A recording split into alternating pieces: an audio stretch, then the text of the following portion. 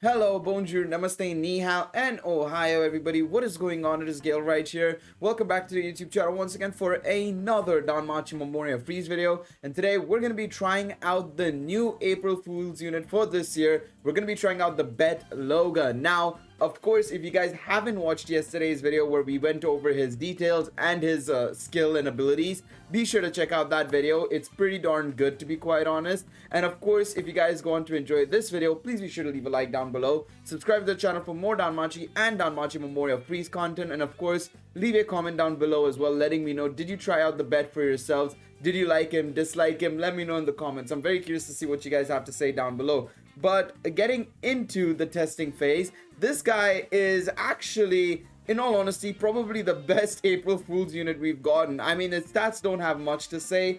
In all honesty, though, I will say this. His MP and stuff is not bad, actually. It's just that his raw stats in terms of, war games and stuff like that, his strength, endurance, dexterity, and stuff like that is pretty low for the average unit, for the average 4-star, I should say. But when you take a look at his assist skill, right? Self +4 instant effects of when attacked, 50% chance to stun a foe twice per turn. Now, of course, that means you would want to run him on a team like this, an ailment team. Unfortunately, I just don't have the best ailment team. So today's testing is going to be done on a very scuffed setup. But the thing is, right, this is actually a really good way to see how good he would be in a potential ailment team that's just starting out, right? Of course, you may not have the same units as I do, especially you might not have units like Epimetheus or Helga or even either of the Zards on the top of me. But if you take a look at your box and if you take a look at what options you have in terms of ailment, and I think there might be some options for you to run that could be better than the units I'm running, to be quite honest, because I don't think Alfred is good. I'm just running Alfred because he's the only unit I could see that actually has a 70% chance to slow on his additional action. So we're going to be doing that. We're going to be going into the ladder first and foremost. We're only in Battle Princess 3, but considering the state of my team, I think it's a good option to just start off in the ladder, to be quite honest, because that means I'm going to probably face off against a bunch of, mid-level players. So hopefully that will give us a couple of wins, because I definitely don't think we're going to win against high-level players, because my team will not go first, and that's very important in this situation, is to try and go first as much as possible, but it's definitely not going to happen. In terms of the assist side of things, I've just gone for full-on ailment. So Hestia on the far most left is basically giving a 60% chance to slow. Lunar is giving a ×2 chance of 35% chance to stun. Crunchyroll Hime is a 45% chance to stun. Bete, of course, we know what he does. And then the two units on the top, Dionysus is a poison. And Lena is basically a chance to stun with also the instant effects like Bete. Sort of like a combination of Lunar or Crunchyroll Hime and Bete, basically. Now, one thing I want to do actually before I do anything else is I'm going to switch around these two. I'm going to switch around Crunchyroll Hime and Dionysus. Once my Elgato comes back to life, please do so. Thank you very much. Because the thing with Dionysus is that he has a 100% chance to poison, basically, because he inflicts that max HP 10% damage poison no matter what. So what I'm doing here basically is I'm going to switch around these two. So the 60% chance to slow first and foremost, then Dionysus is max 100% poison chance, and then of course we get Lunar, because the way it works, right, the way the ailment team works, and this is applicable to even other teams as well, the order in which you place your assists and your adventures matter, because that will determine what goes off first. So say for example you have Hestia in the first slot, Hestia will go off first, then Dionysus' assist skill goes off, and then Lunar's skill goes off. So especially when you're going up against opponents that have null ailments, for example, right? You want to try and break through them with the higher percentages first, because they're guaranteed, and then let the low percentages do their thing, because then it's like, okay, they're going to just follow up, basically, because you're breaking through the nulls 100% of the time. So that's the way it goes. Now, I could be wrong, and maybe I'm chatting out of my rear end, because I haven't used the ailment team really well, but that's how I would do it, because that would guarantee me the break through the nulls, which will allow my adventurers, who also have a chance to seal, sleep, so on and so forth, for them to inflict their own abilities, basically. So that's the reason why I would go for something like this, basically. So yeah, let's get into the ladder and let's see what we're capable of doing. But yeah, if you are a user who runs ailment, Let me know what you guys are running. I'm very curious to see what I'm missing exactly, of course, right? Because I do see ailment, but then I just ignore it for the most part. I'm not gonna lie, I just tend to ignore ailment always, to be honest. So yeah, that's something that is very prone. So there we go. We did get the stun there. We did also die because my team is just super weak, but we did get the stun there from Bete though. I should probably switch off the icons for these fights because it's not gonna be worth it. But thumbs up, I'm not losing a place because I just got into Battle Princess 3. But yeah, you want to have a team that's more cohesive than this, and obviously a higher limit break, because the main idea of this team is to just survive as much as possible till you get to the till you get to turn 2, because that's where you're gonna see a lot of the stuns going off and stuff like that. Not right now, unfortunately. So I mean, you can see the opponent's bet is going off. Unfortunately, my bet isn't going off anytime soon. Okay, we managed to get the poison there. Did we get a slow there or no? Okay, we got the stun there at least. Oh my god, we both stunned each other. Fantastic. You love to see it. All right, there we go. Fantastic. I at least won this one. Damn, it was very close, but we did win. We did win it. We did win it. All right, beautiful. But yeah, no, you can see that Bete is working the way he is intended to work. That 50% chance to stun is working. The main reason why I'd use Bete is pretty much as a replacement of Lina. If you don't have Lina and you need her for your ailment team, Bete is actually not the worst option to take into this sort of a fight, to be quite honest. I will be real and say that, you know, he's not the worst option. Okay, didn't get the stun off there because I think we got hit with the null ailments there, but that's fine. We still won, of course, but that's more so because Helga is just a beast of a character, honestly. But yeah, we'll still take it though. We'll still take it. But yeah, that's where, you know, the null ailments will still matter, especially. And the other reason why Bete is decent, but I wouldn't say he's game-changing. You will still want to go for Lina potentially, right? If you get Lina, you'll immediately replace Bete with Lina for sure. But the reason why Bete isn't also as good is because when you have units that are effectively debuffing or buffing, right? They don't actually trigger the instant effect. So say for example, you saw there that Lyra did Wise Assault, right? Wise Assault is a debuff basically, right? It didn't proc the instant effect because those attacks don't actually proc the instant effects for some reason. So as a result, you're kind of wanting to basically make sure that you're running you know, against opponents that will actually attack you. Also, I don't think we're gonna win here. The thing is, right, I probably should give them armor pieces. The thing is, I went into this fight thinking like, oh, we'll be fine, we'll be fine. I probably should give them armor pieces. But basically, you want to I haven't given them anything. Holy crap. Okay, that's probably a reason why we're suffering so much. And not dealing any damage. But the thing is, I don't have their weapons. I wanted to make this video for fun, to be quite honest. It wasn't intended to be anything more than that, to be honest. But I'll give them some armor pieces so that they can at least survive the attacks that are coming at them. Of course, Helga has her weapon and stuff. That's fine. But yeah, basically the idea is, as I was trying to get my point across, instant effects will not basically go up. Instant effects won't be triggered if the opponent is basically only debuffing or buffing themselves, which means the additional attack they do will still go through, which is also, you could argue, a little bit of a problem in that regards, right? Because then that means they're gonna go on the hyper offense. 1 second, did I make a mistake here? I didn't make a mistake here. I gave her a freaking M weapon. I gave her an M weapon. I don't want an M weapon. Give Glorious Sword. There you go. Thank you. Alfred has his weapon, I know. I'm just gonna give him an armor piece actually right now.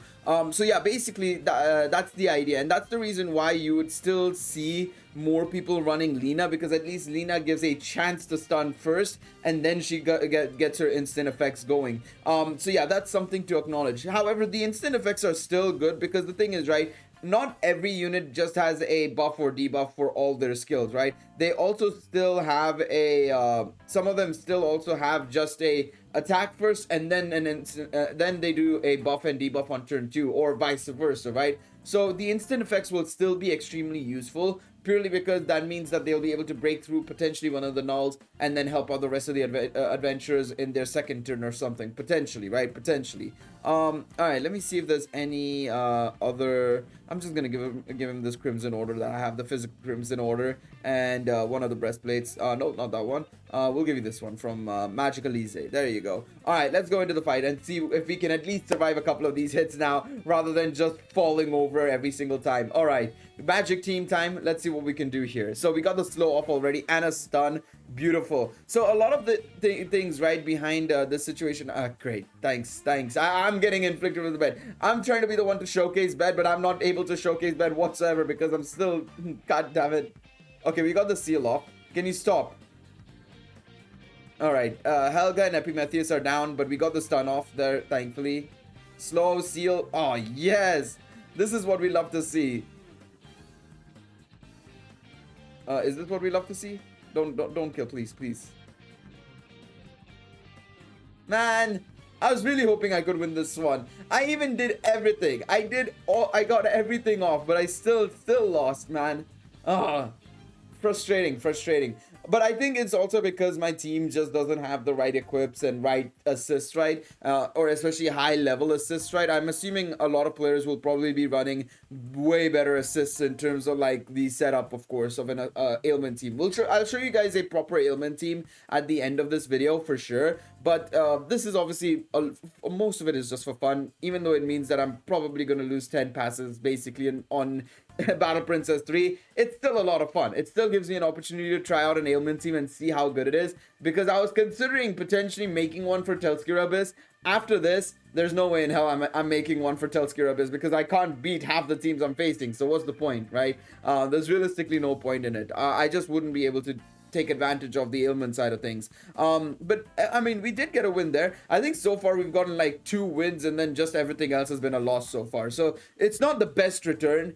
Considering all things said and done, my meme teams are probably better than this. Well, of course, if I'm going up against like a unit like this, I'm not able to do much in this situation outside of just get a free win basically. I'll take it though. 3 wins out of 7 basically. 3 wins out of 7 I think it is, which is fantastic. All right, we move along. We ignore the fact that fight happened and we move along and hope that we get a proper fight now. But yeah, like I said, I think if you have the right ailment setups and stuff, you'll be able to take advantage of a team like this, in all honesty. It's just that, of course, just because of how it is with... are you serious? I was really hoping... I mean, they're all slowed, so we will be able to go on the offense here, which is great. Yeah, perfect. We won this one. This was good. This was good because we managed to get the right ailments off and we were able to go first on turn 2. The thing is, if you can't go first on turn 2, it does end up becoming a little bit of a problem because all the opponents are much faster than us. It's as simple as that. So yeah, I think that was really well done from our end in terms of making sure and getting all the abilities off. So stunning the Ryu, which is okay. Slowing Haruhime and Lefia, which is fine. We're gonna be able to get that off. Fantastic. Get the stuns off. All right, fine. Did we get a slow on them? Okay, slow was only on Lefia, but we still won here. Beautiful. We're winning matches. We're winning matches now. Finally, I haven't wasted all my passes. Thank God for that. Jesus, I was genuinely worried that like I was just gonna lose every single match because my setup, like I said, isn't perfect. But yeah, I'm definitely wanting to check out some of the ailment setups that are in the top ranks. Honestly, I want to see what everybody's running, of course, right? Because I actually was trying to have a look without looking at some of the top teams, just seeing what I was going to run with what I have, right? And what I can immediately realize that has some form of like ailment and stuff, right? Of course, I know Helga has ailments because it tends to go off for me at times, right? And then of course I know Epimetheus and Valletta are fantastic options for the ailment setup, right? And in terms of assist, I know Lunor and Lena are both brilliant options for that team. It's just that what is the other setups is what I was wondering. So Arvana looks like they're running Valletta, so let's have a look see. So yeah, I wish I had this Cassandra. I don't have this Cassandra. So they're running Talvi, Loki, Lena, and Dionysus. And of course in the backline you have Cassandra and of course the Line from the Sword Oratory event, same as Lena. Now the thing is, the backline is more offensive. It's just the front line is of course supposed to ailment, and then the backline is supposed to come and sort of finish it off, basically finish the fight off. But yeah, I want to have a look at Talvi actually. Talvi and Loki, those are 2 units I personally haven't taken a look at. I know I have Loki. I don't think I have Talvi. I might actually have Talvi as well, but she might be at a really low limit break actually. So let me start off with Talvi right here. First and foremost, let's look at her at max limit break. So she's got agility stat, P-res, M-res minus 20%, heal minus 40%, and 4 instant effects of when attacked, max HP, 40% damage. Okay, now I see why they put her in the first slot. Like I said, when you put your assists in order, right, they go off one by one basically. So because Talvi is at the top, and because if she's attacked, she will guaranteed put a max HP 40% damage on foes for one turn, which means that they will get a null stripped away from them very, very easily. So I can see why Talvi is one of the most used units. Now Loki, on the other hand, I have her, Uniform Jester Loki, strength up. Okay, so she's basically a better version of my Hestia that I have from like yesteryear. Basically that Hestia is from 2017, by the way. No, 2018, sorry, 2018, summer 2018 was that Hestia. Let me actually check, where is that Hestia of mine, where is that Loki of mine? Actually, I should say that Loki, where is she? She's level 60. Do I have any more copies of her? No, she's only level 60. Okay, never mind then. So yeah, I mean, that's very, very cool. I think at least I now know what the requirements are for the ailment team. I know I don't have that Cassandra, unfortunately, but yeah, it seems like a lot of players are running a similar concept basically, right? You have your Lokis, your Talvis, Lina, Lunor, Cassandra in the backline, as well as Artemis. So your backline is basically there to support, whereas your frontline, your front four are just there to try and ailment as much as possible, and then let the backline come in and help out by just helping survive via, you know, nulls and stuff like that potentially, which is something I probably should have considered, but I just went full on ailment for all 6 units. So that's very interesting to say the least. That allows me to potentially try something a little bit different in the coming days. I might keep trying to use the ailment team a little bit, probably not like in the ladder, but like against my fellow players, because of course you can see right here we've got a lot of different players. I'm gonna go up against Wide. Now for those of you who don't know, I'm going to show you guys what my normal team would do. I'm going to just do this team. This is the team I was using to try and see how it would work. I was using Darkfin instead of, I think it's Hero Festabel in this team. So I wanted to show you guys what would happen basically if we went up against a team like this, basically. A team with a really strong set of units, of course, right? And of course, a team that I usually beat, Wyatt's team is somebody I usually tend to beat. So I wanted to show you guys what exactly would happen if I were to take the ailment team now. So that was a clean victory, no issues whatsoever. We won that fight very, very easily, right? And now let's take the ailment team, because I know for a fact we're going to lose out tremendously, because one, he has the Estrella, which gives null ailment times 3 or 2. I think it's 2. I think it's null ailment times 2 at the at level 60 for Estrella. I'm pretty sure. Yeah, it has to be null ailment times 2. So we got the slow off, which is great. Nice, right? So Twin Spear strikes, and now we can get this off. Okay. Indomitable sword. All right, let's see now what happens here. We got the slow off, we got the seal off, which is really, really good. That's actually going to help us out tremendously. Let's see what happens here. So we got that off, beautiful.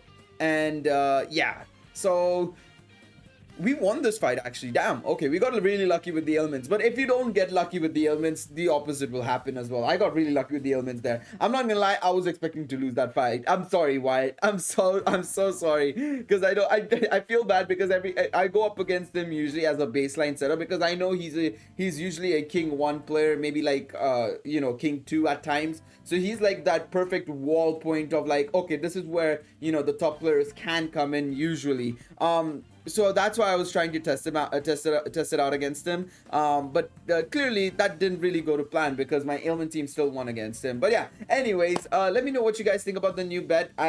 It sort of became sort of like an ailment showcase in general, but I think the bet is actually a good option for that team as well. You guys could see at different points in the fights as well against opponent players, in them inflicting you know, the stun through bet on me as well. So I think that bet is very, very solid. Obviously if you do have Lina, you'll probably want to use Lina over the bet, but I still think he's a pretty solid option. But yeah, thank you guys so much for watching this video. Please be sure to leave a like down below, subscribe to the channel for more Danmachi and Danmachi Memoria Freese content, and I will see you guys next time. Take it easy, everybody.